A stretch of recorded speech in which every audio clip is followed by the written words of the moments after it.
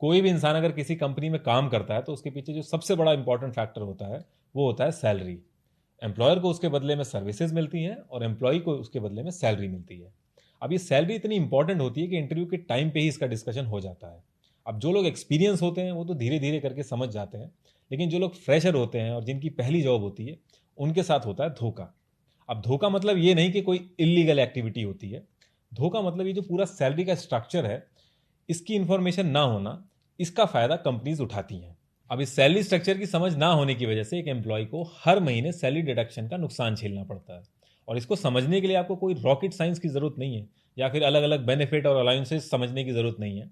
आपको सिंपल 3 चीजें समझनी है: CTC, gross salary, net salary. CTC यानी कॉस्ट टू कंपनी। मान लीजिए आपके घर पे किसी काम की जरूरत पड़ गई है और आपको एक मैकेनिक की जरूरत है।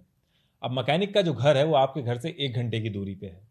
अब मैकेनिक को आपके घर पे पहुंचने पे 1 घंटा लग रहा है, फिर आपके घर पे काम करने में 1 घंटा लग रहा है, फिर वापस अपने घर जाने में 1 घंटा लग रहा है। अब मैकेनिक कह रहा है कि मुझे तो आपके काम के लिए 3 घंटे लग गए और आपके हिसाब से उसने 1 घंटे में काम किया है। तो ये जो डिफरेंस होता है यही डिफरेंस सीटीसी और इन हैंड में होता है। सीटीसी में कंपनी हर वो कॉस्ट इंक्लूड करती है जो एक एम्प्लॉय के ऊपर लगती है, जैसे कि सैलरी। कुछ कंपनीज फूड प्रोवाइड करती हैं, कुछ कंपनीज कैब प्रोवाइड करती हैं। जो आप एक कॉफ़ी मशीन से कॉफ़ी लेके आते हैं उसकी भी कॉस्ट कुछ कंपनीज इंक्लूड कर लेती हैं। तो कुल मिला के जो पूरा ओवरऑल पैकेज है उसको बड़ा दिखाने के लिए, ज़्यादा दिखाने के लिए कंपनीज अलग अलग चीज़ें ऐड करती हैं। सीटीसी कोई लीगल टर्म नहीं है, इसको अकाउंटेंट्स पहले कंपनी की कॉस्ट कैलकुलेट करने के लिए यूज़ करते थे। फिर धीरे धीरे पैकेजेस को बड़ा दिखाने के लिए एचआर ने इसको ऑफर लेटर में भी इंक्लूड कर दिया, जो कि नहीं करना चाहिए था। क्योंकि जब आप पीएफ, ईएसआई ये सारी चीज़ें इंक्लूड करते हैं ऑफर लेटर में तो इनके रेट चेंज होते रहते हैं। जैसे लॉकडाउन में 12% से 10% हो गया था पीएफ, और ईएसआई भी कभी कभी 6.5 से 4% हो जाता है। तो उस टाइम पे ये जो कॉन्ट्रैक्ट है एक एम्प्लॉय और एम्प्लॉयर के बीच में, इसका ब्रीच होता है। दूसरी चीज, जब सीटीसी में कंपनी हर एक चीज इंक्लूड कर रही है तो एम्प्लॉय भी सिर्फ 8 और 9 घंटे काम नहीं करता है कंपनी के लिए। उसको घर से तैयार होकर ऑफिस पहुंचने में भी टाइम लगता है, फिर ऑफिस से घर पहुंचने में टाइम लगता है। तो वो सारी चीजें वो वर्किंग आवर्स में नहीं दिखाता है, इसलिए इस चीज को बेस्ट प्रैक्टिस नहीं माना जाता है।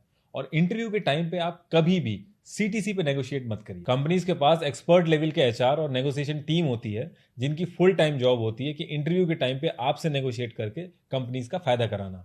और अगर आप सैलरी ब्रेकअप देखे बिना सिर्फ सीटीसी पे नेगोशिएशन करते हैं इंटरव्यू के टाइम पे तो ये अच्छा आइडिया नहीं है। आपको हमेशा ग्रॉस और नेट सैलरी पे ही नेगोशिएशन करना चाहिए। और नेट सैलरी वो सैलरी होती है कि टीडीएस, पीएफ ये सारे डिडक्शन होने के बाद आपके अकाउंट में कितना पैसा आएगा उसको नेट सैलरी कहते हैं। तो आप जब भी सैलरी नेगोशिएट करें ग्रॉस और नेट पे ही करें।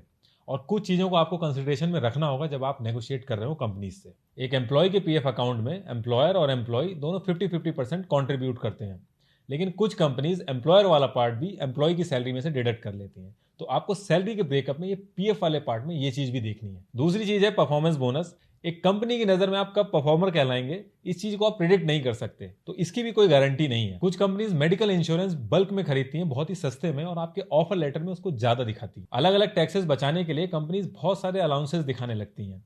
एक एम्प्लॉय जिसकी 8,000 सैलरी है, जिसका कोई टीडीएस नहीं कटना है, उसके भी 8-8, 9-9 अलाउंसेस दिखा रखे होते हैं। जबकि 2019 में सुप्रीम कोर्ट ने अपने स्टेटमेंट में कहा था कि जितनी भी प्रैक्टिसेस हैं ज्यादा से ज्यादा अलाउंसेस दिखाने वाली, ये तुरंत बंद होनी चाहिए। ये सारी चीजें लेबर लॉ में लूप होल निकाल के बहुत ही लीगल तरीके से दिखाई जाती हैं। तो अगर आप इसके खिलाफ कंप्लेन भी करेंगे तो आपको कुछ ज्यादा हासिल नहीं होगा। लेकिन फिर भी अगर आपको लग रहा है कि कोई कंपनी बहुत ही ज्यादा अनएथिकल प्रैक्टिस कर रही है तो आप लेबर कोर्ट में कंप्लेन कर सकते हैं।